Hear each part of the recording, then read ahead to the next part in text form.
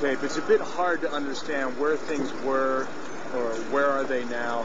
Can you tell us, can you point out what is what in this maze of rubble and destruction? This was the South Tower. This was 104, 106 stories tall. This is what is left. Up there was the North Tower. And you look, and you see, and there's no concrete.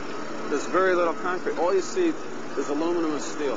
What happened to the concrete? The concrete was pulverized. And I was down here Tuesday, and it was like you were on a foreign planet. All of Lower Manhattan, not just this site, from river to river, there was dust powder 2-3 inches thick. The concrete was just pulverized. And what's to explain, Governor, the smoke that still comes out of the fire? There's still fire down below. There is such an incredibly deep pile of rubble, and the tower goes down 5-6 stories underground, that there's still fire underneath. This is how it's been since day one. Oh, it's unbelievable. And this is 6 weeks later, almost 6 weeks later. And as we get closer to the center of this, it gets hotter and hotter.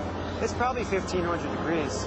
We've had some small windows into what we thought was a core at some point, and it looked like an oven. You know, it was just roaring inside. And it just had a bright, bright reddish orange color.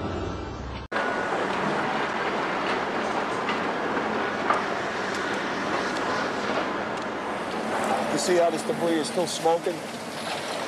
That's from the fires that are still burning. 8 weeks later, we still got fires burning. Every now and then, one of the pieces of equipment will dig in, they'll open up a small area, the oxygen will rush in, and you'll get this plume of brown, black smoke coming up. That's because that fire just got more oxygen. So, I mean, these things are burning. At one point, I think they were about 2,800 degrees. Underground fires, ignited by burning jet fuel, smoldered for months, fed by molten steel and buried carpeting, office furniture, wood paneling, and paper. You'd get down below and you'd see molten steel running down the channel rails. Like you're in a foundry. Yeah, like lava. Like lava from a volcano. One of the more unusual artifacts to emerge from the rubble is this rock-like object that has come to be known as the meteorite.